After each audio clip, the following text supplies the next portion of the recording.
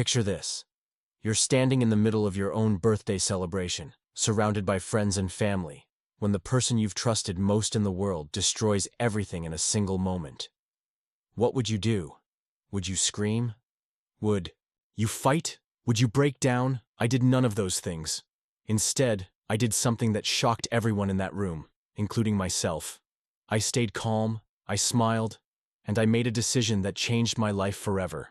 Before we jump back in, tell us where you're tuning in from, and if this story touches you, make sure you're subscribed, because tomorrow, I've saved something extra special for you.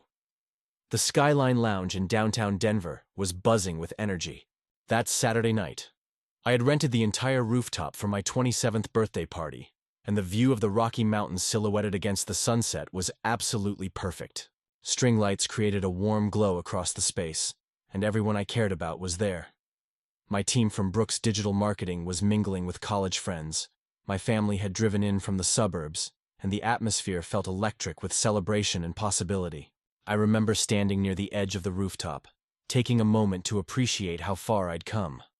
5 years ago, I was a broke college graduate with nothing but a laptop and a dream to build something meaningful in the digital marketing world. Now, my company was thriving. I had a team of 12 incredible people, and I was finally in a position to enjoy the fruits of my labor. The smile on my face was genuine as I watched my guests laughing and enjoying themselves. Amanda Rodriguez had been by my side for most of the evening, looking stunning in a red dress that she'd spent weeks selecting and posting about on her Instagram stories.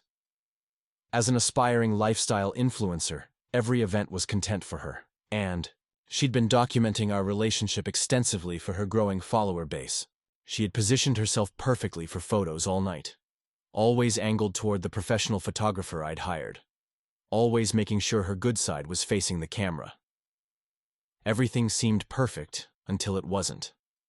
I was in the middle of a conversation with Uncle David, who had flown in from Phoenix specifically for my birthday, when Marcus Johnson, my best friend since college, appeared at my elbow with an expression I'd never seen before. His usually easygoing demeanor was replaced by something urgent and uncomfortable. "Tyler," he said quietly, pulling me slightly away from the group. "We need to talk. Now." The tone in his voice made my stomach drop, but I followed him toward a quieter corner of the rooftop. That's when I saw it. Near the bar area, partially hidden behind a decorative pillar, Amanda was locked in what could only be described as a passionate kiss with Jake Sullivan, a guy I barely knew who worked in commercial real estate. He was someone Amanda had mentioned a few times in passing, always in the context of networking and business opportunities. The kiss wasn't a quick peck or an accident. It was deliberate, intimate, and lasted long enough for several other party guests to notice and fall into uncomfortable silence. When they finally broke apart, Amanda's lipstick was smudged, and Jake had his hand on her waist in a way that suggested this wasn't their first intimate moment. I stood there for what felt like hours, but was probably only 30 seconds, watching, as the woman I'd been with for 3 years, the woman I'd been considering proposing to, destroyed everything we'd built together in full view of everyone who mattered to me. The rational part of my brain was cataloging details. The way she tilted her head into the kiss, how comfortable they looked together, the fact that she hadn't even bothered to check if I was watching. Marcus was saying something beside me, probably offering to handle the situation or asking what I wanted to do. But his voice sounded distant and muffled. The party continued around us, though I could sense the energy shifting as more people noticed what had happened. Conversations became quieter, laughter became forced, and I could feel eyes darting between Amanda and me, waiting for my reaction.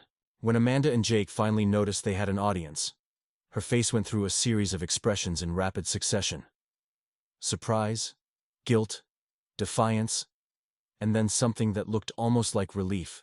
She'd been caught, and part of her seemed glad she didn't have to pretend anymore. Jake, to his credit, immediately stepped back and looked genuinely mortified. He clearly hadn't realized this was happening at my birthday party, in front of all my friends and family. His face went pale as the situation dawned on him, and he started to stammer what sounded like the beginning of an apology. But it was Amanda's reaction that told me everything I needed to know. Instead of rushing over to explain or apologize, she stood there for a moment, adjusted her dress, and then walked toward me with her chin held high, as if she was preparing for a confrontation she'd been planning for weeks. The entire rooftop had gone quiet now. Even the music seemed to fade into the background as everyone waited to see what would happen next. I could see my cousin Nina near the dessert table, her mouth hanging open in shock. Uncle David had stopped mid-sentence in whatever story he'd been telling and was looking back and forth between Amanda and me with concern etched across his face. "Tyler," Amanda said when she reached me, and her voice was steady in a way that caught me off guard. "We need to talk." The old Tyler, the one who had spent years accommodating her moods and making excuses for her behavior, would have immediately suggested we go somewhere private to discuss what had just happened. He would have been concerned about making a scene, worried about embarrassing her in front of our friends, focused on damage control and finding a way to smooth things over. But something inside me had shifted in those 30 seconds of watching. Her kiss another man. Maybe it was the weeks of exhaustion from constantly trying to keep up with her demands and drama. Maybe it was the clarity that comes with seeing someone's true character revealed so starkly. Or maybe it was simply that I'd grown tired of being the person who always had to be understanding, forgiving, and accommodating. Instead of suggesting, "We talk privately," I did something that surprised everyone, including myself. I started clapping. The sound of my hands coming together echoed across the silent rooftop, slow and deliberate. 3 claps, then 4, then 5. The confused murmur that rippled through the crowd was almost audible as people tried to process what they were seeing. "Impressive," I said, loud enough for everyone to hear. My voice was calm, almost conversational. "Really, Amanda, that was quite a performance." Her defiant expression faltered for the first time, replaced by confusion. This clearly wasn't the reaction she'd been prepared for. I reached into my pocket and pulled out the keys to my 1967 Mustang convertible, the car I'd spent 2 years restoring in my garage. It was my pride and joy, the vehicle I'd driven Amanda on our first date, the one she'd been hinting about wanting to drive for months. The keys caught the light from the string lights above us as I held them up. "You know what?" I continued, stepping closer to her. "I think you've been trying to tell me something for a while now, and I finally get the message. These are for you." I placed the keys in her palm and closed her fingers around them. The metal was warm from being in my pocket, and I could feel her hand trembling slightly as I held it for just a moment. "Consider it a farewell gift," I said. "Because as of right now, we're done. Completely, permanently, forever done." The rooftop erupted in whispers and gasps. Amanda stared at the keys in her hand as if they were a foreign object she'd never seen before. "Tyler, wait," she started, but I was already turning away from her. I walked over to the DJ booth and asked him to cut the music for a moment. When the rooftop fell silent again, I grabbed the microphone. "Hey everyone," I said, and my voice carried clearly across the space.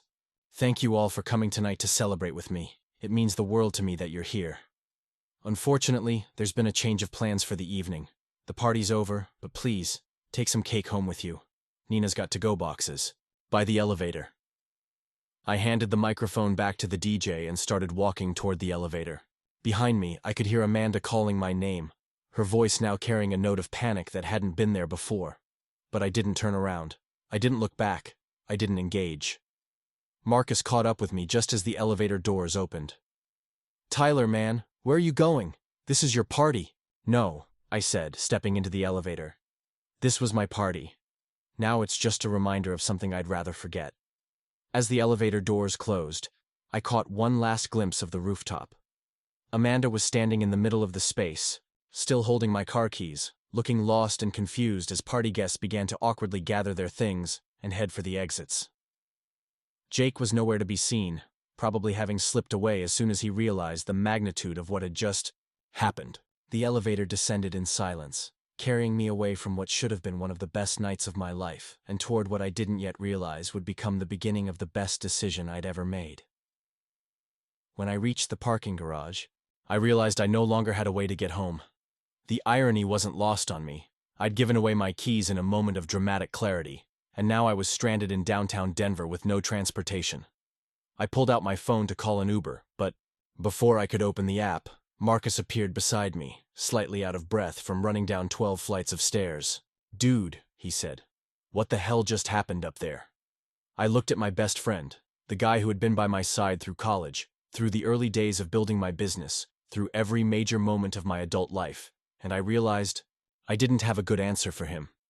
I think, I said slowly, I just saved myself from making the biggest mistake of my life. We stood there in the concrete parking garage, surrounded by the echoes of car engines and the distant sound of Denver traffic, and for the first time in months, I felt like I could breathe clearly. The weight I hadn't even realized I'd been carrying was gone, lifted from my shoulders in a single moment of decisive action. Marcus drove me home to my apartment in the Capitol Hill neighborhood, neither of us saying much during the ride. When we pulled up to my building, he turned to me with a serious expression. "Tyler, I need you to know something. This wasn't the first time." The words hit me like a physical blow, but somehow I wasn't surprised. Deep down, I think I'd known for a while that something wasn't right. There had been too many unexplained absences, too many work events that didn't quite add up, too many times when Amanda's stories about where she'd been or who she'd been with had small inconsistencies that I'd chosen to overlook. "How long have you known?" I asked. "A few weeks," Marcus admitted. "I saw them together at that new restaurant on Larimer Street. I didn't know how to tell you, man. I kept hoping it would just end, and you'd never have to know." I nodded, understanding his position completely. What do you do when you see your best friend's girlfriend cheating? How do you destroy someone's happiness to tell them a truth they might not be ready to hear? Preparing and narrating this story took us a lot of time, so if you are enjoying it, subscribe to our channel. It means a lot to us now. Back to the story. "Thank you," I said, "for trying to protect me and for telling me now."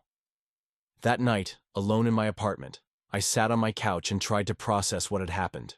3 years of my life had ended in a single moment, but instead of feeling devastated, I felt something unexpected. Relief. Pure, overwhelming relief. For the first time in months, I didn't have to wonder where Amanda was or what she was doing. I didn't have to worry about whether her latest social media post would somehow reflect poorly on me or my business. I didn't have to plan my schedule around her ever-changing moods and demands. I was free. I poured myself a glass of the expensive whiskey Uncle David had given me for my birthday and raised it in a toast to my empty apartment. "Here's to new beginnings," I said aloud, and meant every word. The next morning, I woke up to 47 missed calls and over 100 text messages. Most were from Amanda, ranging from angry to pleading to accusatory to desperate. A few were from mutual friends who had been at the party, some checking on me, others trying to get the full story of what had happened. But I didn't respond to any of them. Instead, I made myself coffee, opened my laptop, and got back to work on the life I was building for myself.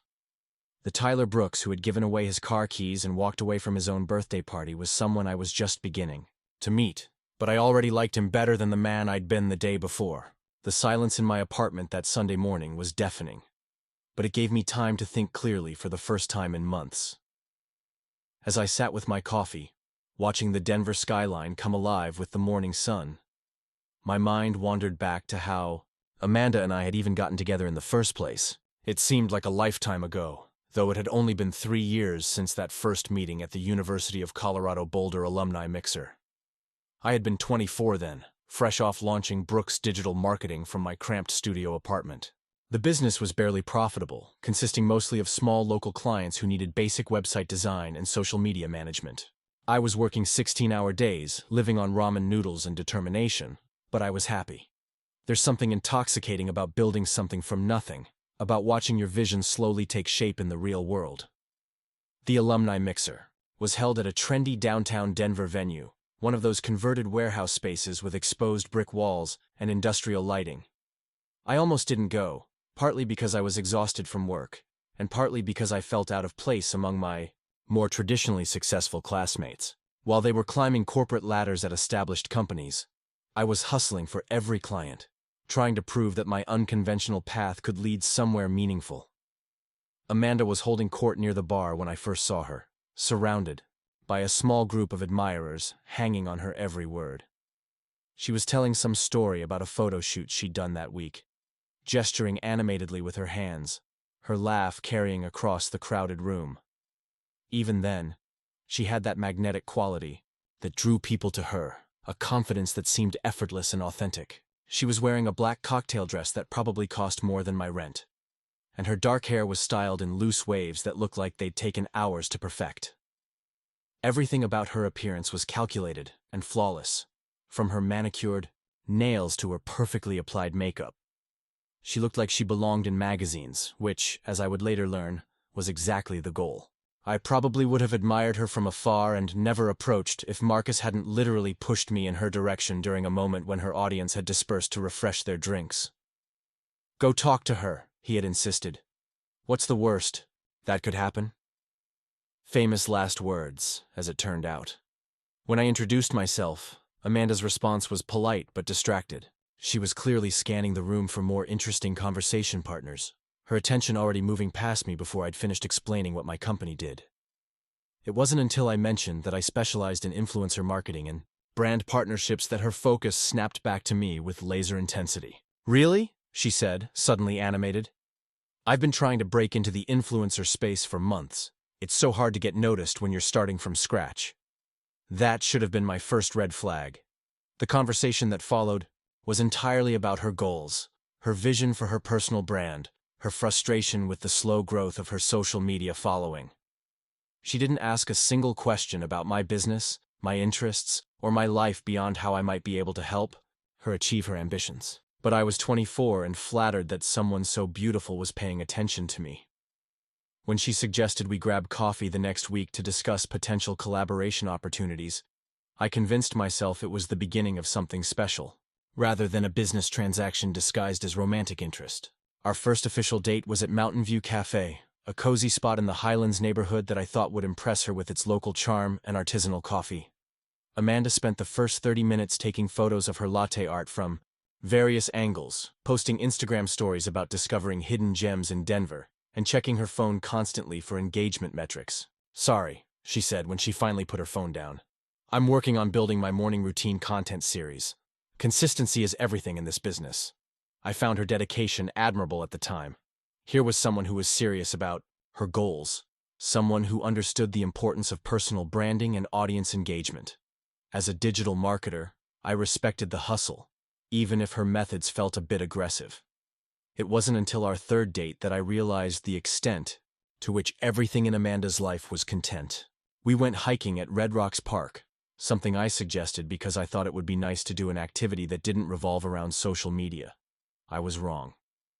Amanda spent the entire hike orchestrating photo shoots, asking me to take hundreds of photos of her in various poses against the dramatic rock formations. "The lighting is perfect right now," she kept saying. "This is golden hour content gold." She had packed 3 different outfit changes in her hiking backpack, along with a portable ring light and a tripod. What I had envisioned as a peaceful morning in nature became a full-scale content production, complete with wardrobe changes behind strategically placed boulders. But Amanda could be incredibly charming when she wanted to be. Between photo sessions, she would turn her full attention to me, asking about my childhood, my dreams for the business, my relationship with my family. She had a way of making you feel like the most interesting person in the world when you were in her spotlight. The problem was that the spotlight only stayed on you for as long as you were useful to her narrative. The early months of our relationship followed a predictable pattern. Amanda would plan elaborate dates that looked amazing on social media, always making sure we were seen at the trendiest restaurants, the most photogenic locations, the hottest events in town. She would post constantly about our relationship, crafting captions about finding her person and being blessed with love. But in private, she was often distant and distracted. I told myself that this was just who she was, that her ambition and drive were attractive qualities, that I was lucky to be with someone so motivated and beautiful. My friends had mixed opinions about her, but I dismissed their concerns as jealousy or misunderstanding. Marcus was the most vocal about his reservations, often pointing out how one-sided our conversation seemed to be. But I chalked it up to him being protective. The first major crack in the relationship appeared about 8 months in, when Amanda's follower count hit a plateau and she became increasingly frustrated with her lack of viral content. She started expecting me to drop everything to help her with elaborate photo shoots, often during times when I was trying to focus on growing my own business. "You don't understand," she would say when I tried to explain that I had client deadlines to meet. "The algorithm is punishing me right now. If I don't post consistently, I'll lose momentum, and then all this work will be for nothing." Her mood swings became more frequent and more intense. One day she would be sweet and affectionate, talking about our future together and making plans for trips we would take once her influence career took off. The next day she would be cold and critical, finding fault with everything from my apartment to my wardrobe to my choice of restaurants. The worst part was how she made me feel like I was being unreasonable for expecting basic consideration. When she canceled our dinner reservations at the last minute because a local photographer had offered her a free session, she acted like I was being selfish for being disappointed. When she forgot my birthday because she was at a brand event, she turned it around and made it about how unsupportive I was being of her career. "You knew who I was when we started dating," became her standard response to any complaint I had about her behavior. I never pretended to be some boring girlfriend who would be satisfied with a quiet life. The gaslighting was subtle but constant. She had a way of rewriting history to make herself the victim in every scenario. According to Amanda's version of events, I was controlling for wanting to spend time together without cameras involved. I was unsupportive for prioritizing my own work commitments. I was jealous of her success, even though her success consisted mainly of free products from companies she tagged obsessively in her posts. By our second year together, I had started walking on eggshells around her, constantly worried about saying or doing something that would trigger another emotional explosion. I found myself making excuses for her behavior to my friends and family, defending her when people questioned why she seemed to care more about documenting our relationship than actually experiencing it. The breaking point should have come during what was supposed to be our romantic weekend getaway to Aspen. I had saved up for months to surprise her with a stay at a luxury resort, thinking that time away from the pressures of content creation would help us reconnect. Instead, Amanda spent the entire weekend in photographer mode, treating me like an unpaid assistant whose job was to capture her mountain goddess aesthetic from every possible angle. When I suggested we skip the morning photo shoot to go skiing together, she accused me of sabotaging her brand partnerships and told me I was being deliberately difficult. We spent our last night at the resort in separate beds after a screaming match about priorities and respect that ended with her storming out to the hotel bar to take moody selfies for her relationship struggles content series. That trip cost me $3,000 and left me feeling more alone than I'd ever felt in my life. But instead of ending things, I convinced myself that Amanda was just going through a difficult period, that her career stress was making her act out, that if I could just be more patient and understanding, we could get back to the good times. The pattern continued for another year. Amanda's demands became more frequent and more unreasonable. She expected me to be available for content creation at all hours, to accompany her to every industry event and networking opportunity, to fund her increasingly expensive lifestyle choices in the name of investing in her brand. Meanwhile, my own business was thriving, but she showed little interest in my success unless it somehow benefited her image. She started making comments about my appearance, suggesting I needed to level up my style to match her aesthetic. She criticized my apartment, my car, my friends, anything that didn't fit into her carefully curated vision of what her life should look like. The vintage Mustang I was so proud of restoring became a source of embarrassment to her because it wasn't new and flashy enough for her Instagram feed. "Babe, you need to understand that image is everything in my industry," she would say when I pushed back against her suggestions. "People judge you based on what you present to the world. I'm just trying to help you put your best foot forward." The final year of our relationship was characterized by my growing resentment and her increasing desperation. Her follower growth had stagnated despite her constant efforts, and she was becoming more erratic in her attempts to go viral. She started picking fights with other influencers online, creating drama for content. She began accepting shadier brand partnerships just to maintain the appearance of success. Meanwhile, I was building something real. Brooks Digital Marketing had grown from my solo operation to a team of 12 talented people. We were landing major clients, winning industry awards, and earning recognition as one of Denver's fastest-growing marketing agencies. I was finally living the life I had dreamed of, but I couldn't fully enjoy it because I was constantly managing Amanda's emotional crises and supporting her increasingly unrealistic expectations. The irony wasn't lost on me that while I was helping other people build genuine, successful brands, I was watching my girlfriend chase the hollow promise of social media fame with increasingly desperate tactics.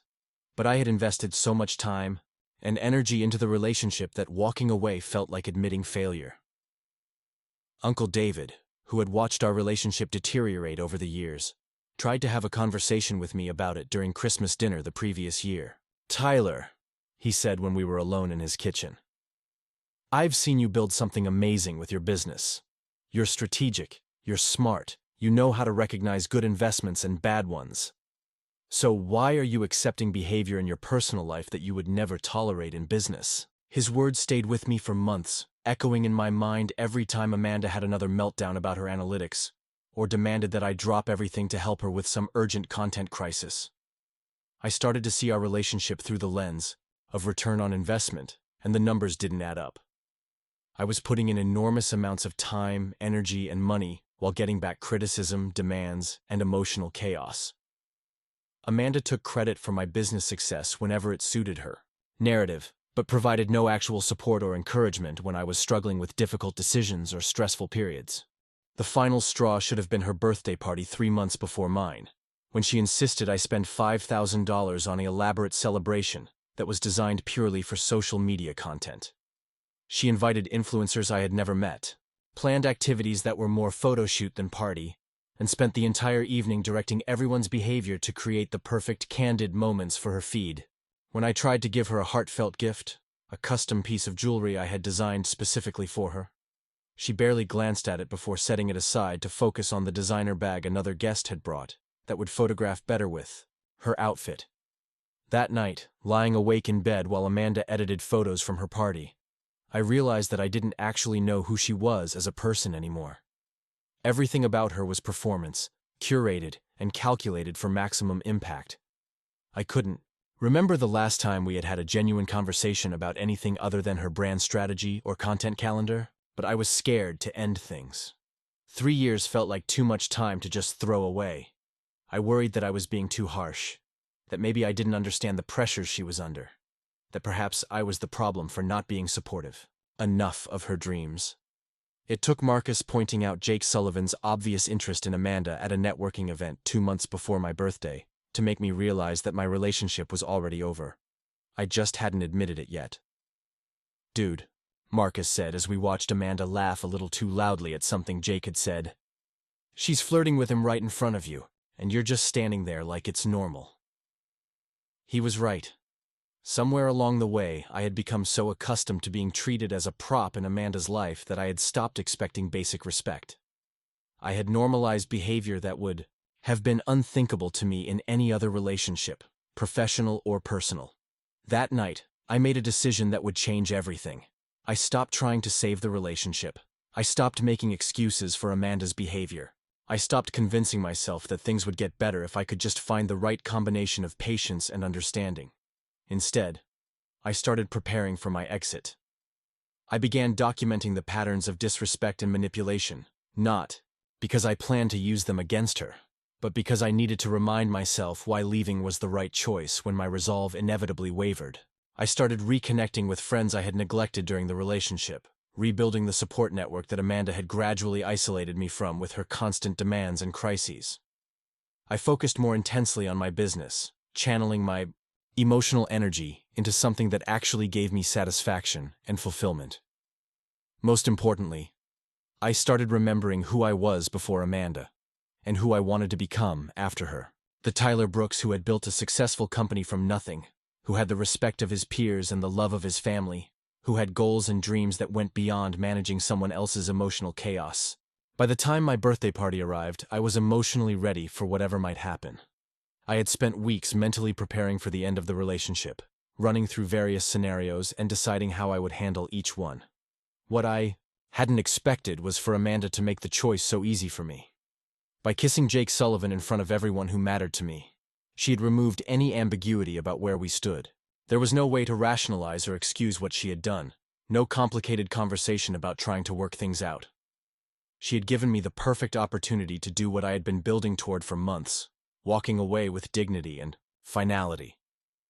Standing in my apartment that Sunday morning, surrounded by the silence I had been craving for years, I realized that the man who had given away his car keys and walked out of his own birthday party, wasn't a stranger at all. He was who I had always been underneath all the compromise and accommodation. He was who I became when I stopped trying to be someone else's supporting character and started being the protagonist of my own life again. Monday morning arrived with a clarity I hadn't experienced in years. While Amanda was probably dealing with the aftermath of Saturday night's drama, I was sitting in my office at Brooks Digital Marketing, feeling more focused and energized than I had in months. My assistant, Sophie, brought me my usual coffee and gave me a knowing look.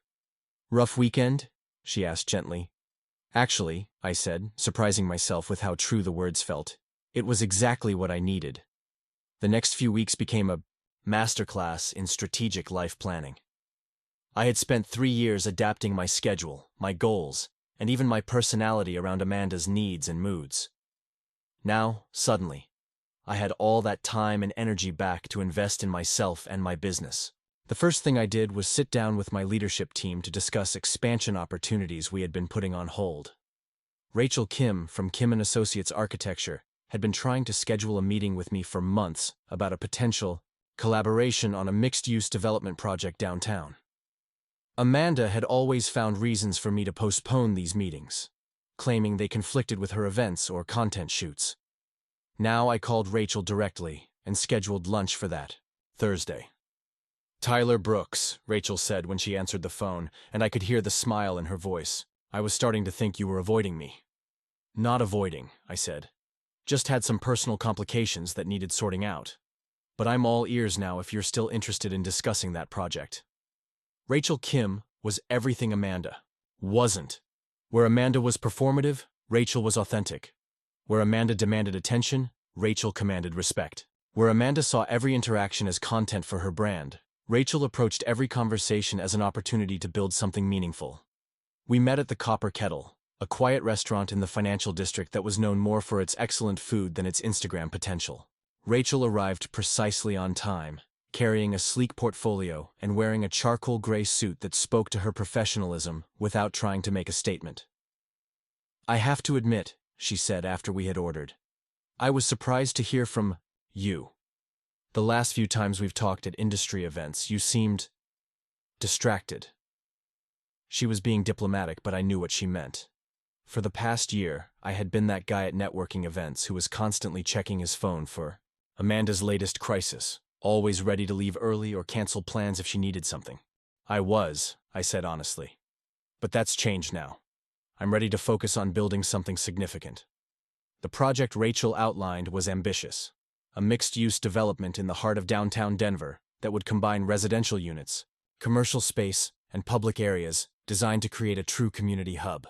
She needed a marketing partner who could help brand the development, attract the right tenants, and create a digital presence that would capture the vision they were trying to build. "It's not just about selling units," Rachel explained, her eyes lighting up as she described the project. "We want to create a place where people actually want to live and work, where local businesses can thrive, where the community becomes something greater than the sum of its parts." I found myself leaning forward, genuinely excited about a project for the first time in months. This was the kind of work that had driven me to start my own company in the first place, the opportunity to help build something that would have a real impact on people's lives. "What's the timeline?" I asked. "Aggressive," Rachel admitted. "We need to have the marketing strategy in place within 6 weeks, and we'll be launching the first phase of sales in 3 months. It's going to require complete focus and dedication from everyone involved." The old Tyler would have immediately started calculating whether he could manage this timeline while still being available for Amanda's constant needs and emergencies. The new Tyler just smiled. "When do we start?" Over the next 2 weeks, I threw myself into the project with an intensity that reminded me why I loved what I did. Rachel and I met daily, sometimes in her architectural firm's conference room, sometimes at coffee shops around the city, sometimes walking through the actual development site while she pointed out features and explained her vision. Working with Rachel was like remembering how to breathe properly. She was organized, professional, and brilliant at what she did. She listened when I spoke, built on my ideas instead of dismissing them, and challenged me to think bigger and more creatively about what we could accomplish together. More importantly, she treated me like an equal partner rather than a service provider. When I suggested modifications to her initial concepts, she considered them seriously. When she pushed back on my ideas, it was with thoughtful analysis rather than emotional reactions. You know, she said during one of our brainstorming sessions, I've worked with a lot of marketing firms over the years, and most of them just want to slap a logo on whatever I've designed and call it a day. You actually understand what we're trying to build here. The compliment meant more to me than she probably realized. For 3 years, I had been made to feel like my professional expertise was secondary to my role as Amanda's personal assistant and photographer. Rachel saw my skills, valued my contributions, and expected excellence from me because she knew I was capable of delivering it. The contrast couldn't have been more stark. While I was energized and inspired by my work with Rachel, Amanda was spiraling into increasingly desperate attempts to get my attention. The calls and texts had started immediately after the party. At first, they were angry messages accusing me of overreacting and embarrassing her in front of our friends. Then they shifted to desperate apologies and promises to change. Finally, they evolved into manipulative attempts to make me feel guilty for abandoning her when she needed me most. "Tyler, please call me back," read one voicemail. "I know you're upset, but we can work through this. I made a mistake, but that doesn't mean we should throw away 3 years of love." Another message was more accusatory. "I can't believe you're being this immature about one kiss. You're acting like I cheated on you or something. It was just a moment of weakness. Don't you think you're being a little dramatic?" The final category of messages was the most manipulative. "I'm really struggling right now, Tyler. My follower count is dropping because people are speculating about our relationship status. You know how much my career means to me. Can't we at least talk about how to handle this publicly?" I didn't respond to any of them. Every message I read only reinforced that I had made the right decision. Even in her apologies, Amanda was more concerned about her image and her career than about the impact of her actions on our relationship. Marcus was amazed by my restraint. "Dude, how are you not even tempted to text her back? Even just to tell her to leave you alone?" "Because engaging with her would just give her hope that she can manipulate her way back into my life," I explained. "The kindest thing I can do for both of us is make it clear that this decision is final." It helped that I was genuinely too busy to dwell on the drama. The project with Rachel was consuming all my creative energy, but in the best possible way. We were creating something together that neither of us could have accomplished alone. And the synergy between our different expertise was producing results that exceeded both our expectations. 3 weeks after my birthday party, Rachel and I were working late in my office, finalizing the branding package for the development. It was nearly 9 p.m. and the rest of my team had gone home hours ago. We had ordered takeout from a Thai restaurant and were sitting on the floor of my office, surrounded by design concepts and marketing materials. "You know," Rachel said, looking up from the laptop where she was reviewing our latest presentation, "I have to ask you something. Shoot, what happened to you? I mean, I've known you professionally for almost 2 years, and something is different now. You're more focused, more creative, more present. Did something change?" I considered how much to tell her. We had maintained a strictly professional relationship throughout our collaboration, despite the obvious chemistry between us. Neither of us had crossed any lines or made any inappropriate comments, but there was definitely an undercurrent of attraction that we were both carefully managing. "I ended a relationship that wasn't serving me," I said finally.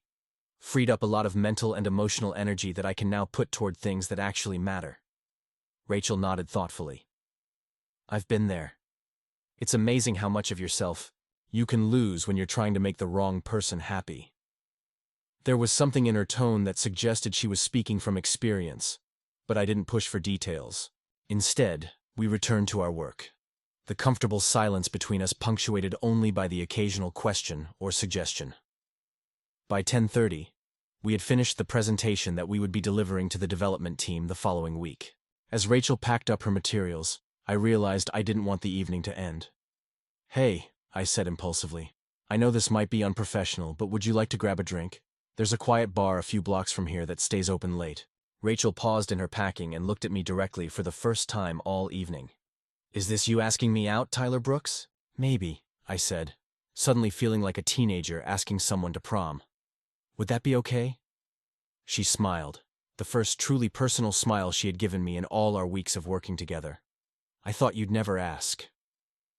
The bar Rachel chose was the opposite of everywhere Amanda had ever wanted to go. It was dimly lit, unpretentious, and filled with people who were there to actually talk to each other, rather than document their presence for social media. We found a quiet booth in the back and ordered drinks. "So," Rachel said after we had settled in, "tell me about this relationship you ended." I found myself being more honest than I'd intended, describing not just what had happened at my birthday party, but the slow erosion of respect and compatibility that had led up to that moment. Rachel listened without judgment, asking thoughtful questions and sharing her own experiences with relationships that had demanded too much compromise. "The hardest part," she said when I had finished, "is recognizing when you've lost yourself in someone else's story. It sounds like you figured that out just in time." "What about you?" I asked. "Any cautionary tales I should know about?" Rachel laughed, a genuine sound that made something warm settle in my chest. "Oh, I've got stories. Like the architect I dated who thought my success was a personal attack on his masculinity. Or the finance guy who wanted me to quit my job and become his full-time social coordinator. I've learned to spot the ones who want to shrink me down to fit their vision of what I should be." We talked until the bar closed, covering everything from our career ambitions to our family histories to our completely different approaches to social media. Rachel had exactly 47 followers on Instagram, all of them close friends and family members. "I post maybe once a month," she said with a shrug. "Usually just pictures of buildings I've designed or places I've traveled. The idea of documenting every meal and every outfit seems exhausting to me." When I walked her to her car, there was a moment of awkwardness as we both wondered whether this evening had been a date or just colleagues blowing off steam after a successful project. "Tyler," Rachel said, her hand on her car door, "I really enjoyed tonight, but I want to be clear about something." My heart sank, preparing for the inevitable conversation about keeping things professional. "I don't date clients," she continued, "but our project is wrapping up next week, and you won't be my client anymore." The relief must have shown on my face because she laughed again. "So, if you wanted to ask me out properly, without the pretense of discussing marketing strategies, I might be interested." "Rachel Kim," I said, stepping closer to her. "Would you like to have dinner with me this Saturday? Somewhere with terrible lighting for photos and no social media potential whatsoever?" "That sounds perfect," she said, and leaned up to kiss me softly on the cheek before getting into her car. I walked back to my own vehicle with a lightness in my step that I hadn't felt in years. For the first time since my birthday party, I was looking forward instead of looking back. The future, which had felt so uncertain and complicated just a month ago, now seemed full of possibility. The next morning, I woke up to 17 missed calls from Amanda and a series of increasingly frantic text messages. Apparently, someone had seen Rachel and me at the bar and had posted about it in some local social media group that Amanda monitored obsessively. "Tyler, we need to talk right now," read her latest message. "I can't believe you're already dating someone else. We haven't even officially broken up." I stared at the message for a long moment, then deleted it without responding. Amanda's definition of officially broken up apparently didn't include kissing other people at parties or receiving clear statements that the relationship was over. Instead of engaging with her drama, I focused on preparing for my presentation to the development team. Rachel and I had created something exceptional, and I wanted to make sure we delivered it flawlessly. The presentation went better than either of us had hoped. The development team was impressed with our integrated approach, our attention to detail, and our clear understanding of their vision. By the end of the meeting, we had signed a contract that would be the largest single project in my company's history. "Congratulations," Rachel said as we walked out of the conference room together. "I think we just changed both our businesses forever." She was right. The success of this project would open doors I had only dreamed of, establish my company as a major player in the Denver market, and provide the financial foundation I needed to take even bigger risks in the future. More importantly, it had introduced me to someone who challenged me to be better, who treated me as an equal partner, and who saw potential in me that I was just beginning to recognize myself. As I drove home that afternoon, I realized that the Tyler Brooks who had walked away from his birthday party was evolving into someone even stronger and more confident. Someone who knew what he wanted and wasn't afraid to go after it. Someone who had learned the difference between compromise and capitulation, between supporting someone's dreams and enabling their dysfunction. Amanda had inadvertently given me the greatest gift possible. The motivation to remember who I was when I wasn't trying to be what someone else needed me to be. The success of the development project should have been the end of the Amanda chapter in my life. But some people don't accept endings gracefully. 2 weeks after Rachel and I had celebrated our successful presentation with the development team, Amanda decided to escalate her campaign to win me back. It started with what I can only describe as a strategic social media blitz. Amanda began posting carefully curated content designed to remind me of our good times together. Photos from our early dates with captions about missing the simple moments. Throwback shots from our various trips with nostalgic quotes about real love finding its way back. Stories featuring songs that had been meaningful in our relationship. Always timed for when she knew I would be checking my phone. The most manipulative part was how she framed the narrative. According to her posts, we were on a break while we figured things out. She painted herself as the devoted girlfriend who was patiently waiting for her boyfriend to work through his commitment issues. She never mentioned Jake Sullivan or the birthday party incident, instead crafting a story about two people who loved each other deeply but were facing challenges that would ultimately make them stronger. Marcus showed me some of the posts and comments from mutual friends who were buying into her version of events. "Hang in there, girl. He'll come around. Real love always finds a way.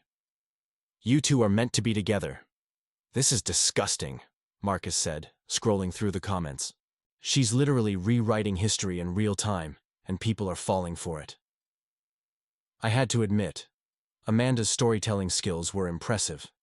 If I hadn't lived through the actual events, I might have been convinced by her narrative of a couple working through temporary difficulties rather than the reality of a toxic relationship that had finally reached its natural conclusion.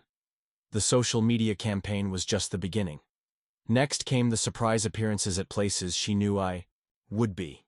Amanda started showing up at my gym, my usual coffee shop, the networking events I regularly attended. She never approached me directly, but she made sure I saw her, always looking beautiful and slightly melancholy, like a tragic heroine waiting for her love story to resume. The most aggressive move was when she convinced Nina, my cousin, to invite her to our family's monthly dinner at Uncle David's house. Nina, who had always liked Amanda despite her reservations about our relationship, thought she was being helpful by creating an opportunity for us to talk things through like adults.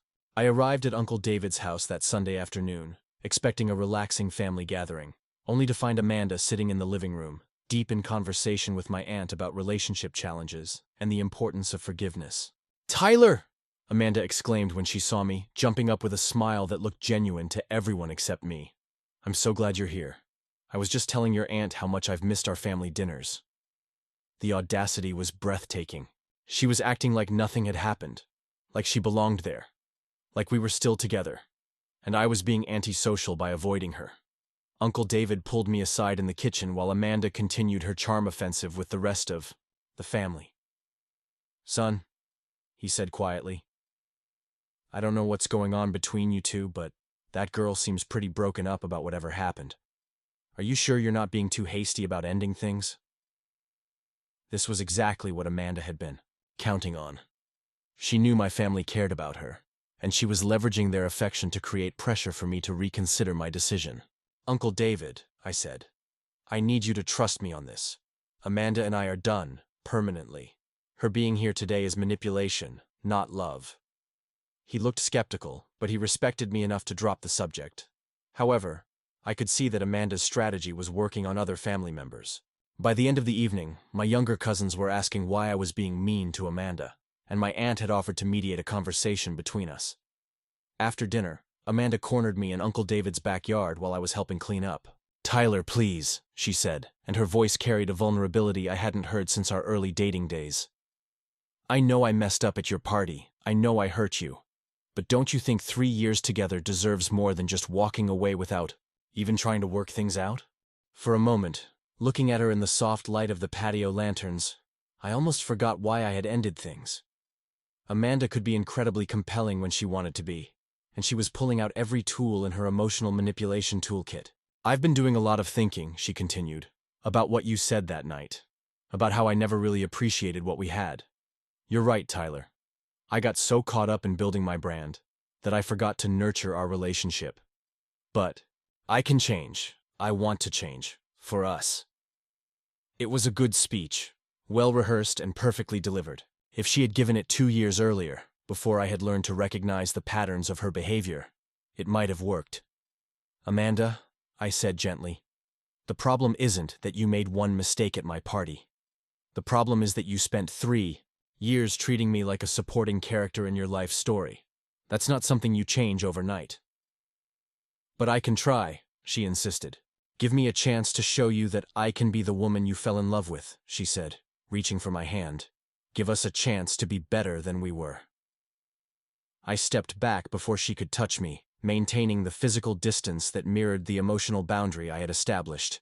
Amanda, I'm not the same person I was when we started dating, and neither are you. We've both grown in different directions, and that's okay. But it means we're not compatible anymore. Her expression shifted from pleading to frustrated. So, that's it? You're just going to give up on us? After everything we've been through together? I'm not giving up, I said firmly. I'm choosing something better.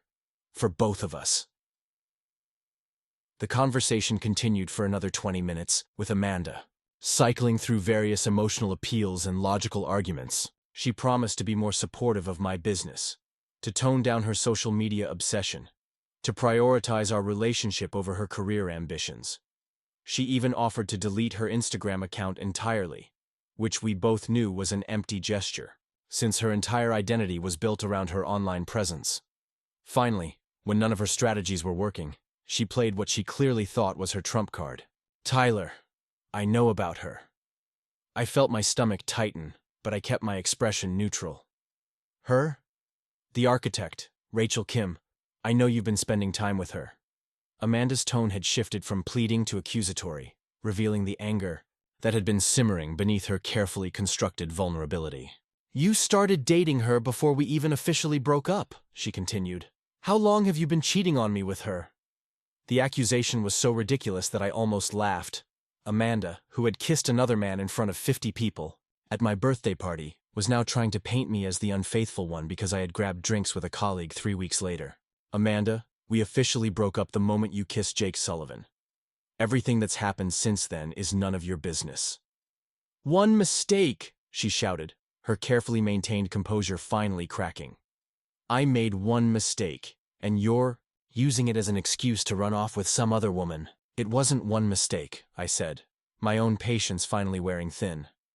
It was the culmination of 3 years of you treating our relationship like a convenience rather than a partnership. The kiss was just the final proof of something I'd been realizing for months. Amanda stared at me with a mixture of rage and disbelief. I think it was the first time she truly understood that I wasn't going to change my mind, that no amount of manipulation or emotional appeals would bring me back. Fine, she said, her voice turning cold. But don't think this Rachel person actually cares about you. She's just using you for your business connections, the same way you're using her to make me jealous. When she's gotten what she wants from you, she'll throw you away just like you're throwing me away. With that, she stormed back into the house, said rushed goodbyes to my family, and left in her car, the engine of my restored Mustang roaring as she peeled out of the driveway. I stood in the backyard for a long time afterward, processing what had just happened. Amanda's final words had been designed to plant seeds of doubt about Rachel, to make me question whether my new relationship was based on genuine connection or mutual exploitation. But her attack had actually achieved the opposite effect. The contrast between how Amanda saw relationships as a series of strategic moves and hidden agendas, and how naturally and honestly things had developed with Rachel, only reinforced that I had made the right choice. The next few days brought an escalation in Amanda's campaign that crossed the line from annoying to genuinely concerning. She started showing up at my office building, waiting in the lobby or the parking garage for opportunities to, accidentally, run into me. When I began using different entrances to avoid her, she started calling my office directly, trying to schedule meetings under false pretenses. Sophie, my assistant, became increasingly frustrated with the situation. Tyler. She called 3 times today claiming to be a potential client who specifically requested to work with you. When I tried to transfer her to your calendar, she hung up. This is getting ridiculous. The final straw came when Amanda somehow got past building security and showed up at my office door during a client meeting. I was in the middle of a presentation to a potential new account when she knocked and walked in without waiting for permission. "Tyler, I'm sorry to interrupt," she said with fake sweetness, "but we really need to discuss this situation between us. It's affecting my ability to focus on my work." My clients, a husband and wife team who owned a chain of local restaurants, looked back and forth between Amanda and me with obvious confusion and discomfort. "I'm sorry," I said to them, "but I need to handle this personal matter. Could we reschedule? For tomorrow?" After they left, I turned to Amanda with barely controlled anger. "What the hell do you think you're doing?" "Getting your attention," she said defiantly. "Since you won't return my calls or texts, I had to find another way to talk to you. By sabotaging my business meetings? By harassing my staff? Amanda, this behavior is completely unacceptable." "I'm fighting for our relationship," she shouted. "Something you should have been doing for the past month instead of running off with the first woman who showed interest in you." That's when I realized that Amanda had completely lost touch with reality. In her mind, she was the wronged party, the victim of my unreasonable behavior. She had rewritten the entire history of our relationship and its ending to cast herself as the devoted girlfriend who was being unfairly abandoned. "Amanda, listen to me very carefully," I said, my voice deadly calm. "We are not in a relationship. We have not been in a relationship since you kissed Jake Sullivan at my birthday party. If you continue to harass me, my staff, or my clients, I will file for a restraining order." Her face went pale. "You wouldn't try me." For a moment, I thought the threat might finally get through to her, but then her expression hardened, and I saw a flash of the entitled rage that had always lurked beneath her charming exterior. "You know what, Tyler? Fine. Have your little rebound relationship with your boring architect.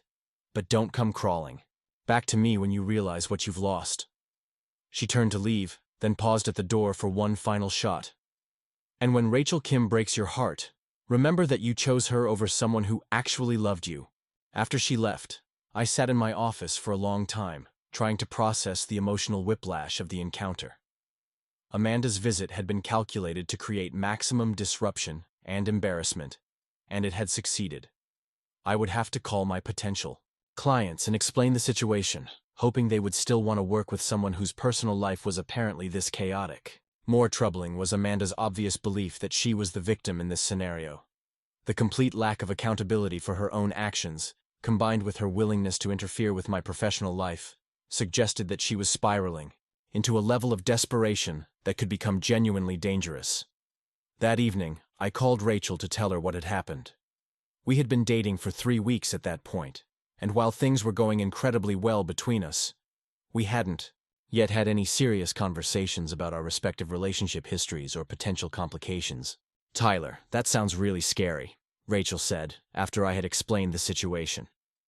"How long do you think this will continue?" "I don't know," I admitted. "I'm hoping that threatening the restraining order will be enough to make her back off, but honestly, I'm not sure anymore.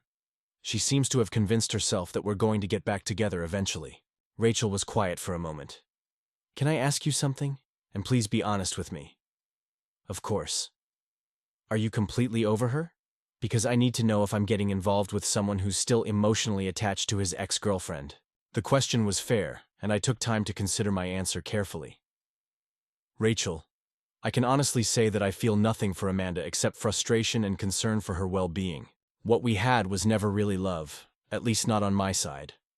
It was more like an addiction to trying to fix something that was fundamentally broken."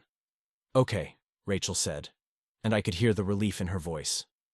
"In that case, I think we need to be strategic about how we handle this situation." Rachel's approach to the Amanda problem was characteristically practical and thoughtful. She suggested that we document every instance of harassment in case legal action became necessary, that I inform building security about the situation, and that we avoid public places where Amanda was likely to show up for the next few weeks. "The good news," Rachel said, "is that this kind of behavior usually burns itself out pretty quickly. She's not getting the reaction she wants from you, So eventually she'll have to accept reality and move on. Her calm, rational response was exactly what I needed. Where Amanda thrived on drama and emotional chaos, Rachel approached problems with logic and planning. The contrast couldn't have been more stark or more appealing. Unfortunately, Rachel's prediction about Amanda burning out quickly proved to be overly optimistic. Instead of giving up, Amanda simply changed tactics. Since direct confrontation wasn't working, she decided to wage a more subtle campaign designed to undermine my new relationship and damage my professional reputation. The social media attacks became more sophisticated and more personal. Amanda started posting content that was technically about her own life and experiences, but was clearly designed to cast me in a negative light. Stories about narcissistic partners who discarded people when they were no longer useful. Quotes about men who couldn't handle strong, ambitious women. Subtle hints about infidelity and emotional abuse that painted her as a survivor rather than a perpetrator. The most damaging posts were the ones that appeared to be offering relationship advice to her followers. Amanda positioned herself as someone who had learned hard lessons about recognizing red flags in partners, sharing insights about men who seemed supportive but were actually controlling, who appeared successful but were actually insecure, who claimed to want strong women but actually preferred submissive ones. None of the posts mentioned me by name, but anyone who knew us could easily connect the dots. Amanda's follower count had grown significantly since our breakup, largely thanks to the sympathy she had generated with her devoted girlfriend waiting for her love to return narrative. Now she was leveraging that audience to spread a completely different story about our relationship. Marcus showed me some of the comments from people who were buying into her new version of events. I knew something was off about him. He always seemed too controlling. Thank you for sharing your story. It's so important for women to recognize these patterns. You're so brave for speaking out about this. I hope other women learn from your experience. The professional attacks were even more concerning. Amanda started reaching out to people in my business network, ostensibly to check in and see how they're doing, but actually to plant seeds of doubt about my character and business practices. I found out about this strategy when Connor Mitchell, Rachel's business partner, pulled me aside after a networking event. "Tyler, I need to tell you something," he said. "Amanda Rodriguez contacted me last week. She said she was worried about Rachel getting involved with you because you had a pattern of using women for business connections and then discarding them when you got what you wanted." My blood ran cold. "She said what?" "She claimed that you had promised to help her career when you were dating, then cut her off from all your connections when you broke up. She painted it as a pattern of manipulation and emotional abuse." Connor's expression made it clear that he hadn't believed Amanda's story. But the fact that she was making these kinds of accusations to people in my professional network was deeply troubling. "Connor, you need to know that none of that is true. If anything, the opposite happened. I spent 3 years helping Amanda with her career while she gave nothing back to our relationship." "I figured as much," Connor said. The story didn't really add up, and frankly, the fact that she was reaching out to people she barely knew to spread these allegations seemed like a red flag in itself. "But I thought you should know what she's telling people." That night, I lay awake wondering how far Amanda was willing to go to punish me for ending our relationship. Her willingness to spread lies about me to professional contacts suggested a level of vindictiveness that went beyond normal breakup drama. The next morning, I called a lawyer to discuss my options. The consultation was sobering. While Amanda's behavior was certainly harassment, building a legal case would be difficult because she was being careful to avoid direct threats or explicit defamation. Her social media posts were vague enough to provide plausible deniability, and her conversations with my professional contacts could be framed as concerned warnings rather than malicious lies. "My advice," the lawyer said, "is to continue documenting everything, but also to be proactive about protecting your reputation. Reach out to the people in your network who matter most and give them your side of the story before she has a chance to poison the well." The idea of having to defend myself against false accusations was infuriating, but I recognized the wisdom in his advice. I spent the next week reaching out to key clients, colleagues, and industry contacts, not to badmouth Amanda, but to ensure they had the full context if she tried to approach them. Most people were supportive and understanding. A few admitted That Amanda had already contacted them, but said they had found her approach strange and unprofessional. The general consensus was that her behavior reflected poorly on her, rather than on me. The most frustrating part was how much time and mental energy Amanda's campaign was consuming.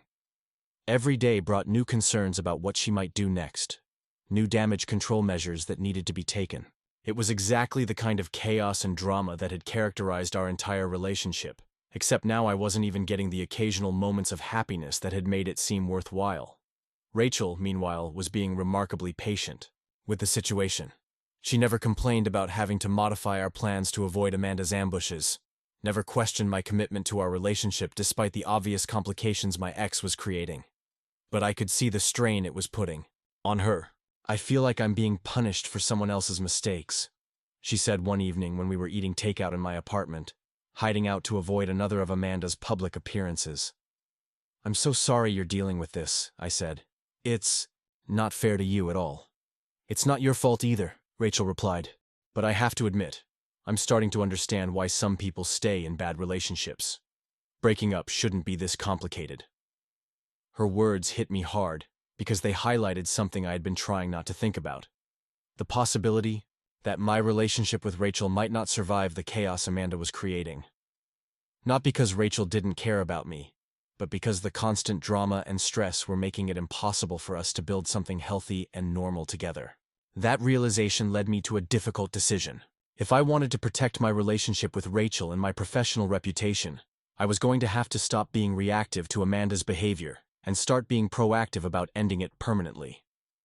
The next morning, I called Amanda directly, for the first time since my birthday party.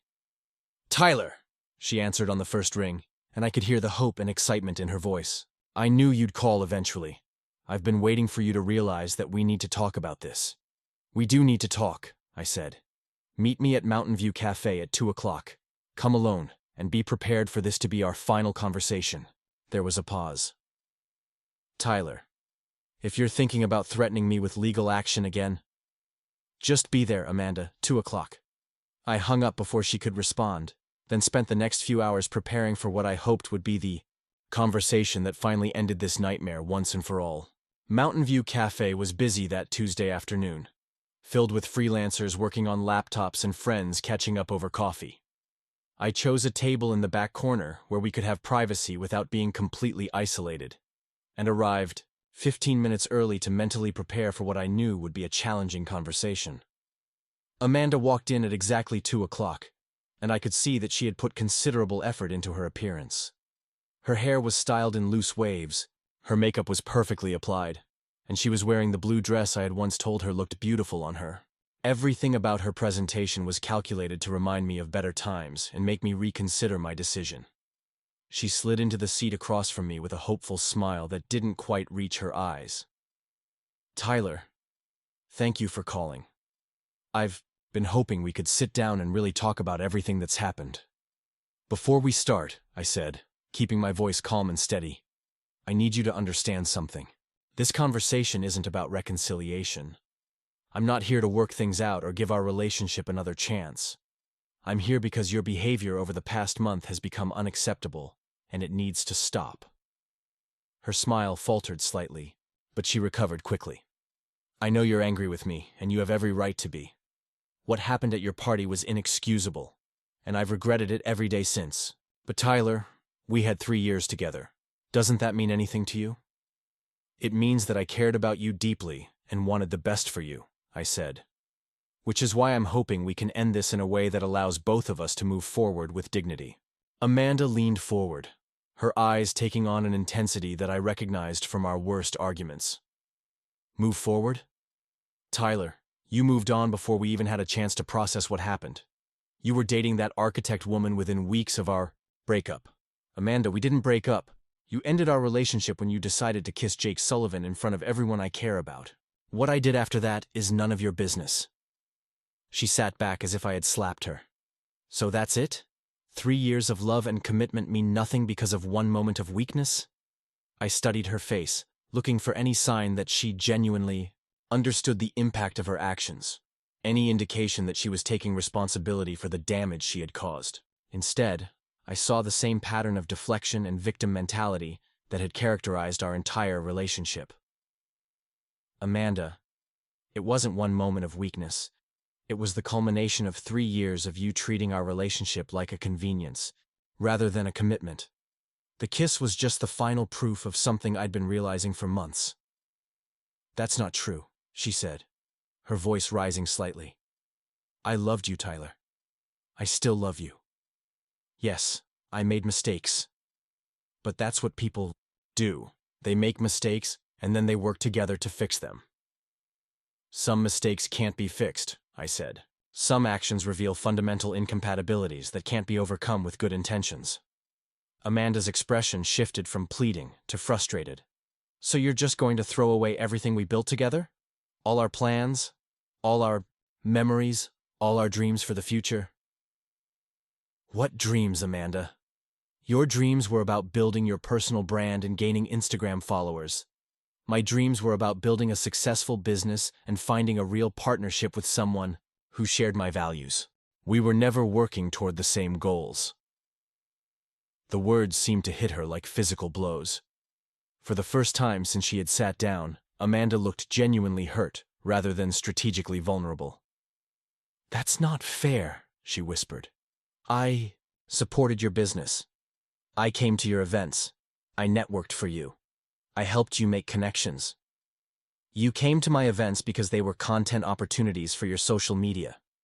You networked because you wanted to grow your own following.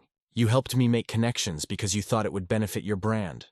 Everything you did was ultimately about you."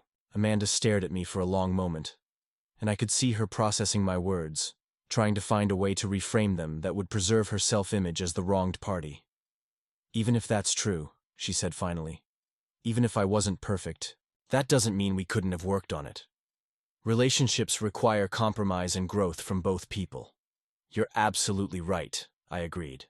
"But compromise has to go both ways. And growth requires acknowledging your mistakes and changing your behavior. In 3 years together, I never saw you take genuine responsibility for anything that went wrong between us." "I'm taking responsibility now," she protested. "I'm here, aren't I? I'm admitting that I made mistakes. I'm asking for another chance to make things right." "No, Amanda, you're not taking responsibility. You're managing the situation. There's a difference." She looked confused, so I continued. "Taking responsibility would mean acknowledging that you spent 3 years prioritizing your personal brand over our relationship. It would mean admitting that you used me as unpaid help for your content creation without caring about the impact on my time or energy. It would mean recognizing that you emotionally manipulated me whenever I tried to set boundaries or express dissatisfaction." With each point I made, Amanda's expression grew more defensive and angry. "Instead," I continued, "you're here trying to convince me that one conversation can undo 3 years of patterns. You're asking me to overlook fundamental incompatibilities because you're sorry about getting caught kissing someone else." "I am sorry," she shouted, loud enough that several other cafe patrons turned to look at us. "I'm sorry about Jake. I'm sorry about being selfish. I'm sorry about taking you for granted. What more do you want from me?" "I want you to stop trying to win me back and start focusing on becoming the person you actually want to be," I said, quietly. "Not the person you think I want you to be, but the person who would make you genuinely happy." Amanda stared at me with a mixture of confusion and rage. "You don't get to tell me who I should be, Tyler. You don't get to end our relationship and then give me life advice. You're right, I don't. But I can tell you that your behavior over the past month has been harassment and it needs to stop. Immediately." "Harassment?" she said incredulously. "I've been trying to save our relationship." "You've been showing up at my office uninvited, calling my workplace under false pretenses, manipulating my family members, spreading lies about me to my professional contacts, and posting content designed to damage my reputation. That's not trying to save a relationship, Amanda. That's stalking and defamation." Her face went pale as I laid out the full scope of her behavior. I don't think she had considered how her individual actions added up to a pattern of harassment. "I never lied about you," she said weakly. "You told Connor Mitchell that I used women for business connections and discarded them when I got what I wanted. You've been posting content that implies I was emotionally abusive and controlling. Those are lies, Amanda, and they could seriously damage my career. She was quiet for a long moment, staring down at her hands. When she looked up again, there were tears in her eyes, but I couldn't tell if they were from genuine remorse or from frustration that her strategies weren't working. "I didn't mean for it to go this far," she said. "I was just so hurt and angry. I felt like you had thrown away everything good between us without even trying to work things out." "I understand that you're hurt," I said, and I meant it. "Breakups are painful, even when they're necessary. But the way you've been handling your pain is destructive to both of us." "So what happens now?" she asked. "You just walk away and pretend we never existed?" "I think we both need space to process the end of our relationship and figure out what we want our lives to look like going forward. That means no more contact, no more attempts to insert yourself into my professional or personal life, and no more social media content about our relationship." Amanda's tears were flowing freely now, and for the first time in our conversation, they seemed genuine rather than manipulative. "Tyler, I know I messed up. I know I've been acting crazy, but I'm scared. I'm scared that without you, I'll never find anyone who loves me the way you did. I'm scared that I'm not actually good at anything except being your girlfriend." It was the most honest thing she had said in months, and it made me feel genuinely sad for her. Underneath all the manipulation and entitlement was a young woman who had built her entire identity around external validation and was terrified of being alone with herself. "Amanda, you're 26 years old. You're beautiful, you're intelligent, you're ambitious, and you have your whole life ahead of you. But you'll never discover who you really are or what you're truly capable of if you keep defining yourself through your relationships with other people." She wiped her eyes with a napkin, smearing her carefully applied makeup. "I don't know how to be alone." "Then learn," I said gently. "Take some time to figure out what you actually want out of life. Separate from what looks good on social media or what other people expect from you. Find out what makes you happy when no one is watching." We sat in silence for several minutes while Amanda cried quietly, and I waited for her to process what I had said. Around us, the cafe continued, its normal rhythm of conversation and coffee orders, oblivious to the ending of a 3-year relationship happening in the corner booth. Finally, Amanda looked up at me with red, swollen eyes. "If I do what you're asking, if I leave you alone and stop trying to win you back, will you at least consider being friends someday? Not now, obviously, but maybe in a year or two when all this drama has settled down?" I considered her question carefully. Part of me wanted to give her hope, to soften the blow of our final goodbye. But I had learned that false hope was often crueler than honest rejection. "I don't know," I said truthfully. "Right now, I think the healthiest thing for both of us is a clean break. Maybe someday we'll be able to look back on our relationship with gratitude for the good times and understanding about why it didn't work out. But that's a long way off, if it ever happens at all." Amanda nodded sadly. "I guess I understand. I don't like it, but I understand." She gathered her purse and jacket, moving slowly as if she was reluctant to make the goodbye official. At the cafe door, she turned back to look at me one last time. "Tyler, I want you to know that despite everything that's happened, despite all my mistakes, what I felt for you was real. Maybe I didn't know how to show it properly, but it was real." "I know," I said. "And I want you to know that I genuinely hope you find happiness, even if it's not with me." After she left, I sat in the cafe for another hour, processing what had just happened. The conversation had been emotionally exhausting, but I felt a sense of relief that I hadn't experienced since my birthday party. For the first time in weeks, I wasn't bracing for Amanda's next move or wondering what chaos she might create. That evening, I called Rachel to tell her about the meeting. She listened without interrupting as I recounted the entire conversation, including Amanda's promises to stop the harassment and her emotional breakdown at the end. "How do you feel about it?" Rachel asked when I had finished. "Tired," I said, honestly. "And relieved. And maybe a little sad for her. I think underneath all the manipulation and drama, she's genuinely lost and scared." "That doesn't excuse her behavior," Rachel pointed out. "No, it doesn't. But it helps me understand it.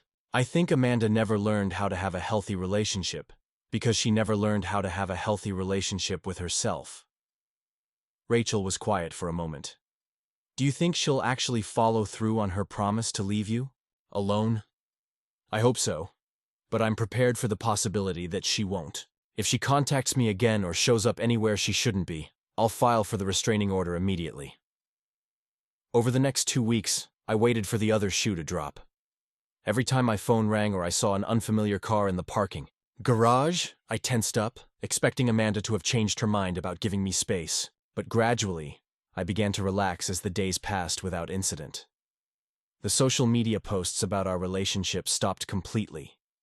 Amanda's Instagram feed shifted to generic lifestyle content and motivational quotes about personal growth and self-discovery. She unfollowed me and removed all photos of us together from her account, which felt like a small miracle. More importantly, the professional harassment ended. No more surprise visits to my office. No more calls to my colleagues. No more attempts to damage my reputation in the business community. I was finally able to focus completely on my work without constantly looking over my shoulder. The development project with Rachel was moving into its final phase, and our collaboration continued to exceed everyone's expectations. More than that, our personal relationship was blossoming into something deeper and more meaningful than I had ever experienced with Amanda. Where Amanda had been demanding and emotionally volatile, Rachel was steady and supportive. Where Amanda had treated every disagreement as a personal attack, Rachel approached conflicts as problems to be solved together. Where Amanda had been focused on external validation and appearances, Rachel was driven by internal satisfaction and genuine accomplishment. One evening, as we were walking through the actual development site, discussing final details for the marketing launch, Rachel stopped and turned to me with a serious expression. "Tyler, I need to tell you something." My heart skipped a beat, wondering if she was about to reveal some reservation about our relationship or concern about my complicated history with Amanda. "I'm falling in love with you," she said simply. "I know it's only been a few months, and I know we've been dealing with a lot of external drama, but I wanted you to know how I feel." The relief and joy that flooded through me was overwhelming. I had been feeling the same way for weeks, but had been afraid to say anything, worried that the timing was wrong, or that the situation with Amanda had created too much chaos for us to build something real. "I'm falling in love with you too," I said, pulling her closer to me. I've been wanting to say that for weeks. We stood there in the construction site, surrounded by the skeleton of the building we had been working on together, and kissed under the Denver sunset. It was the kind of moment that would have sent Amanda into a frenzy of photo shoot planning and social media strategizing. But Rachel just smiled and said, "This is perfect exactly as it is." 3 weeks later, Marcus called me with news that would officially close the Amanda chapter of my life. "Dude, you're not going to believe this," he said, and I could hear the excitement in his voice. "Amanda's moving to Los Angeles." "What?"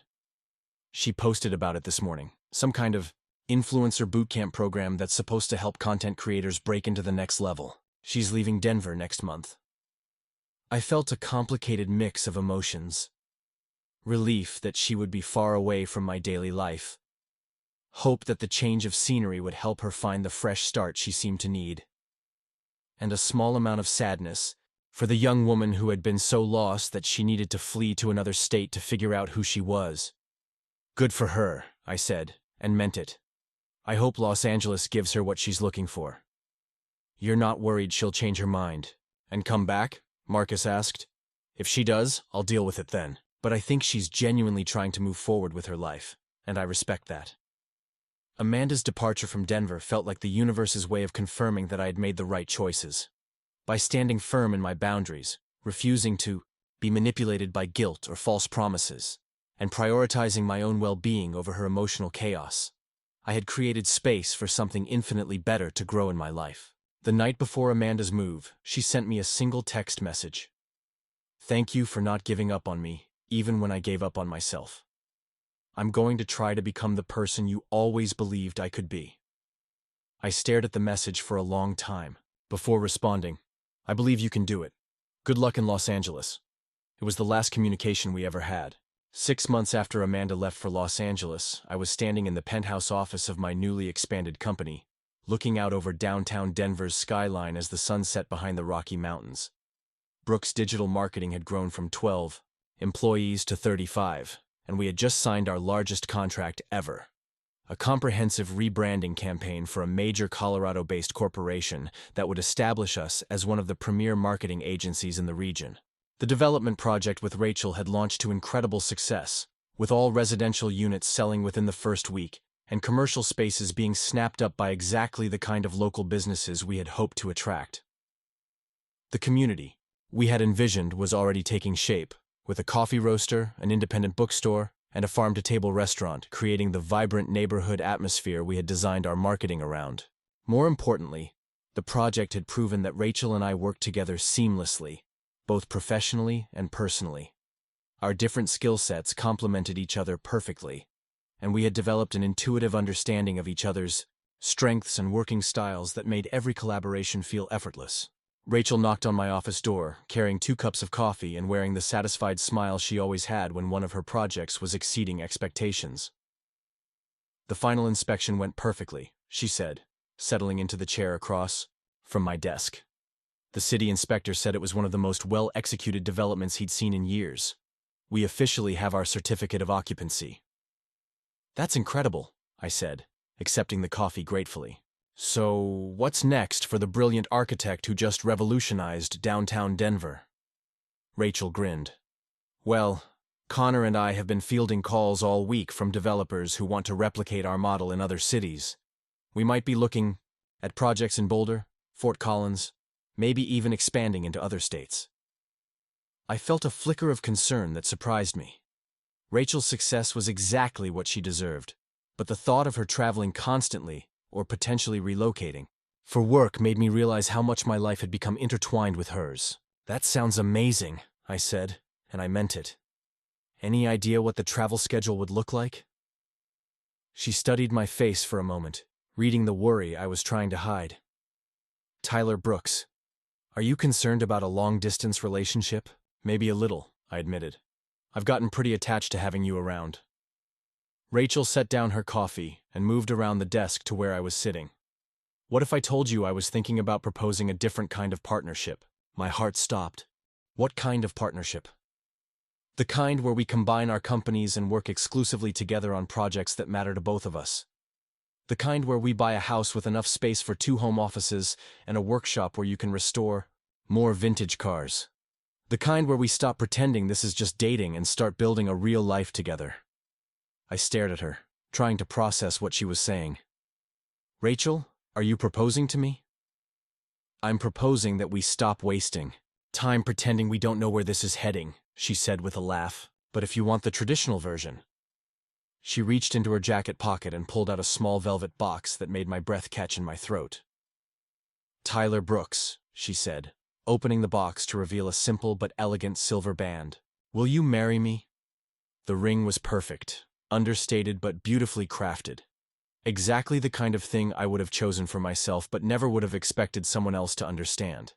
It was so different from the flashy, attention-grabbing jewelry that Amanda had always preferred.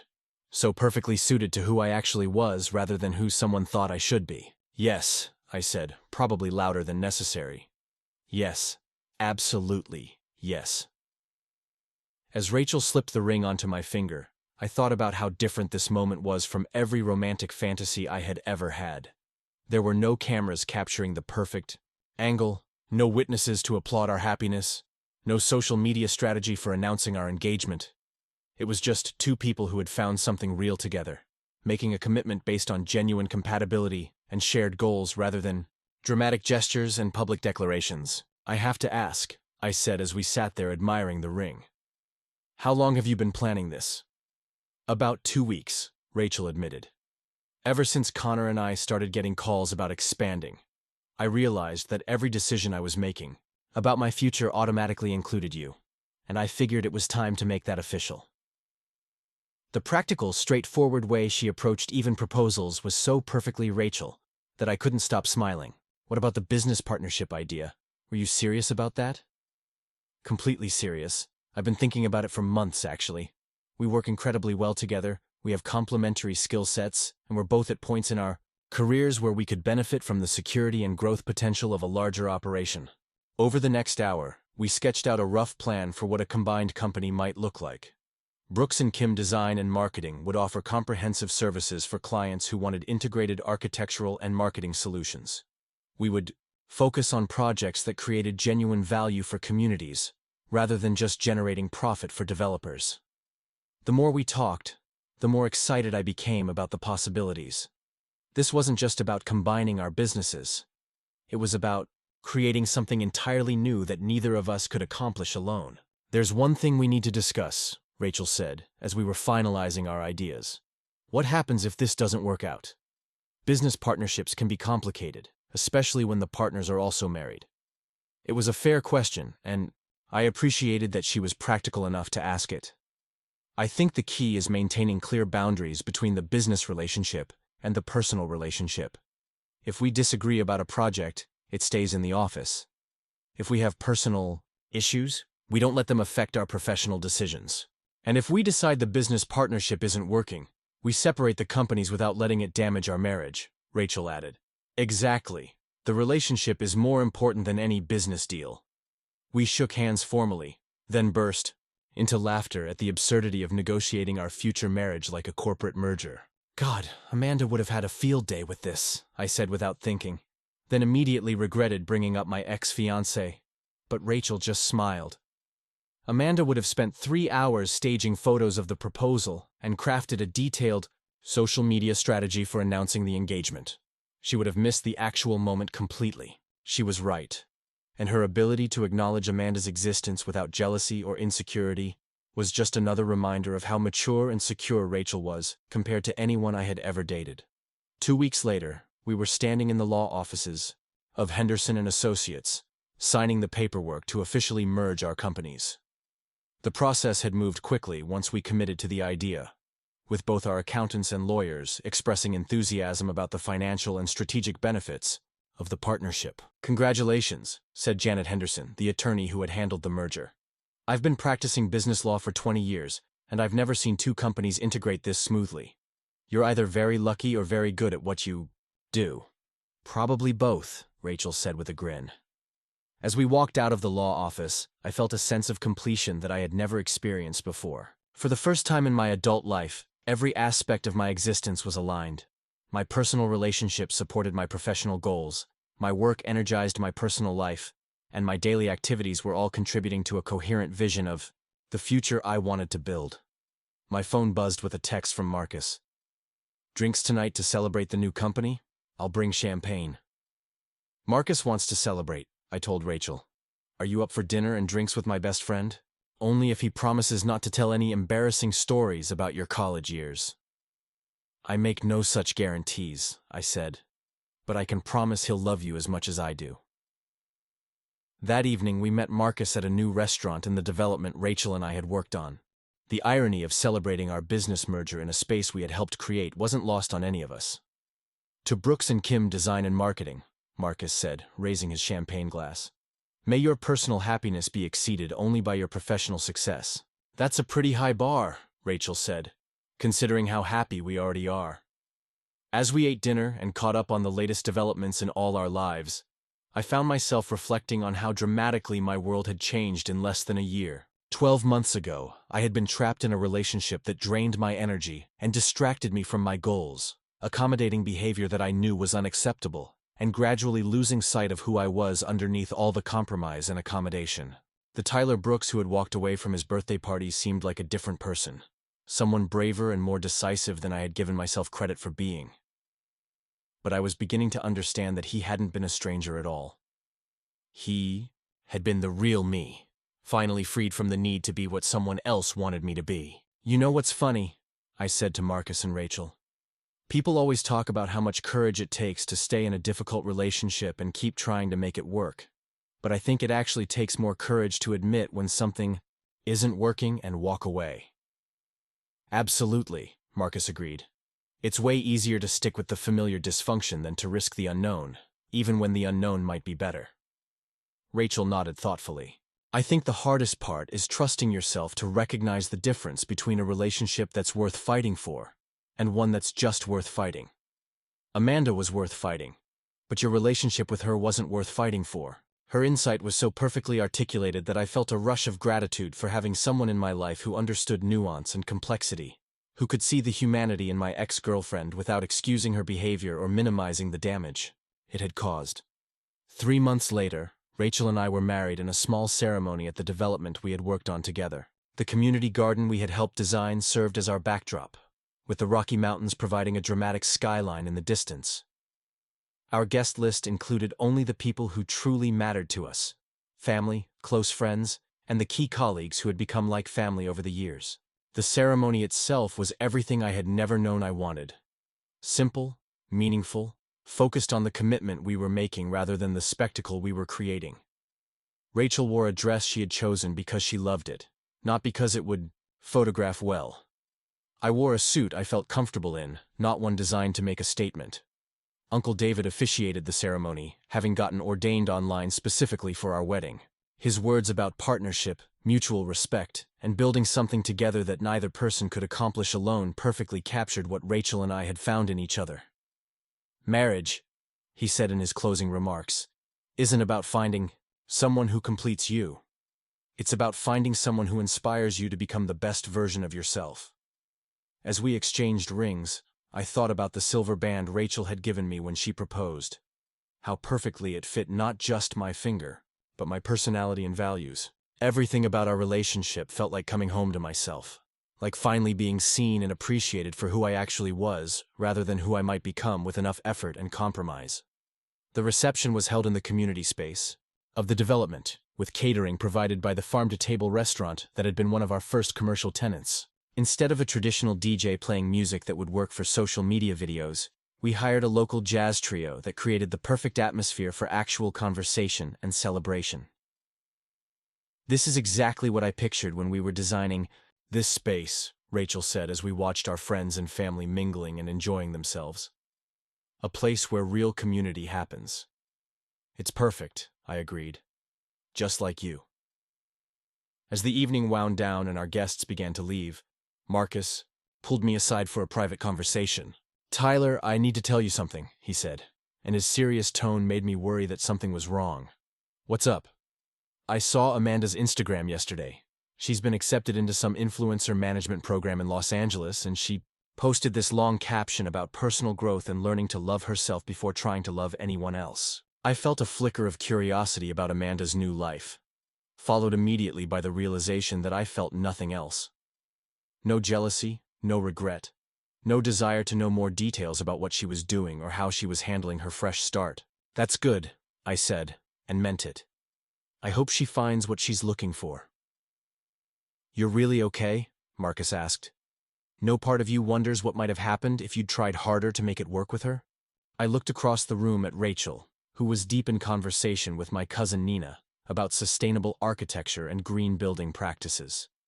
She was gesturing animatedly, her face lit up with passion for her work, completely unconscious of how beautiful she looked in the soft lighting of the community space we had helped create together. "Marcus, I spent 3 years trying to make it work with Amanda.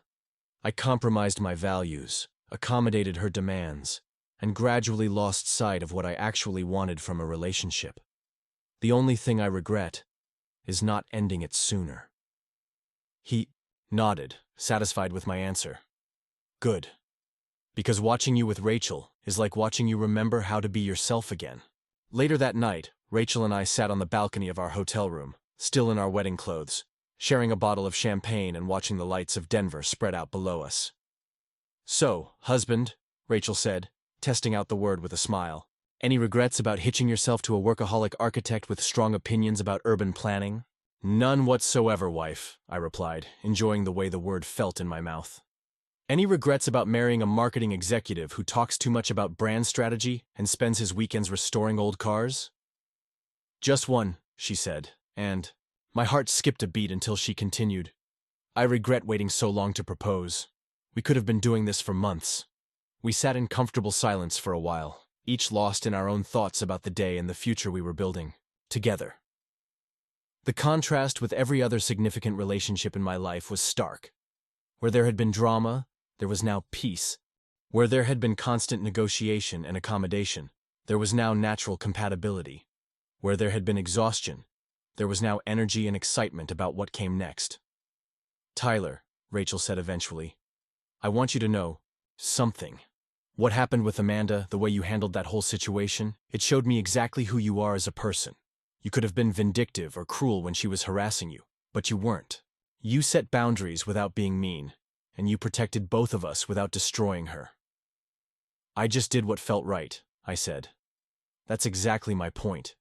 Your instincts about people and relationships are solid, even when you're under pressure. That's one of the things I love most about you." As we prepared for bed that night, I caught sight of myself in the bathroom mirror and was struck by how different I looked from the man who had attended his own birthday party less than a year ago. There was a calmness in my expression that hadn't been there before, a sense of certainty and contentment that came from finally being exactly where I belonged. The next morning, we flew to Greece for our honeymoon. 2 weeks of exploring ancient architecture and sampling local cuisine without any agenda beyond enjoying each other's company. Rachel had insisted on a destination with minimal internet connectivity, arguing that our honeymoon should be about being present with each other, rather than managing our businesses remotely. On our last day in Santorini, as we watched the sunset from a cliffside restaurant overlooking the Aegean Sea, I realized that I had never been happier or more at peace with my life choices. Every decision I had made since walking away from my birthday party had led me to this moment, sitting across from someone who loved me for exactly who I was and inspired me to become even better. "What are you thinking about?" Rachel asked, noticing my contemplative mood. "Just how different everything is now compared to a year ago. How much better. Any part of you miss the drama and chaos of your old life?" I considered her question seriously, thinking about the adrenaline rush of constantly managing Amanda's crises, the way conflict and resolution had created an artificial sense of intensity that I had mistaken for passion. "Not even a little bit," I said finally. "This is so much better. This is real." When we returned to Denver, Brooks & Kim Design and Marketing was thriving beyond our most optimistic projections. Our integrated approach to development projects had attracted attention from cities across the country, and we were fielding inquiries about everything from mixed-use developments to urban renewal projects. 6 months after our wedding, Rachel surprised me with news that would change our lives once again. "I have something to tell you," she said over dinner at our favorite restaurant, "and I'm not sure how you're going to react." My mind immediately went to worst-case scenarios: a serious health diagnosis, a family crisis, a professional opportunity that would require us to relocate. "Rachel, whatever it is, we'll figure it out together." She smiled and reached across the table to take my hand. "I'm pregnant." The words hit me like a physical force, leaving me momentarily speechless. We had talked about wanting children eventually, but we had planned to wait another year or two until our business was more established and we had settled into married life. "Are you happy about it?" I asked, still processing the news. "I'm terrified and thrilled and excited and completely overwhelmed," she said with a laugh. "So yes, I'm happy about it, but I wanted to make sure you are too before I got too attached to the idea." I stood up from the table and walked around to her side, pulling her into a hug that probably lasted longer than was appropriate for a public restaurant. "I'm more than happy," I said into her hair. "I'm ecstatic." As we drove home that night, talking excitedly about nursery designs and parenting philosophies and how we would balance our growing business with raising a child, I felt the same sense of rightness that had characterized every major decision in my life since ending things with Amanda. This unexpected pregnancy wasn't a crisis to be managed or an obstacle to overcome. It was the next chapter in a life that was unfolding exactly as it should, with someone who shared my values and supported my dreams and challenged me to be the best version of myself. 7 months later, I was standing in the delivery room at Denver Presbyterian Hospital, watching my daughter take her first breaths and feeling overwhelmed by a love more powerful than anything I had ever experienced. Rachel, exhausted but radiant, looked at our baby with an expression of wonder and fierce protectiveness that made me fall in love with her all over again. "She's perfect," Rachel whispered, tears streaming down her face. "Just like her mother," I said, and meant every word. As I held my daughter for the first time, I thought about the man I had been when I walked away from my birthday party, and the man I had become through the process of building a life based on authentic values rather than external expectations. The journey from that moment of painful clarity to this moment of pure joy had been challenging but transformative, requiring me to learn the difference between compromise and capitulation, between love and obsession, between settling for convenient and holding out for extraordinary. Looking at my wife and daughter, I knew with absolute certainty that every difficult decision, every moment of uncertainty, every instance of choosing the harder but healthier path had been worth it. This was what life was supposed to feel like: peaceful, purposeful, and filled with people who saw the best in you and inspired you to live up to their faith. The Tyler Brooks who had given away his car keys and walked out of his own party would barely recognize the man I had become. But he would be proud of the journey and grateful for the courage it had taken to choose authenticity over convenience, self-respect over false security, and real love over the comfortable dysfunction of a relationship that was slowly destroying both people involved.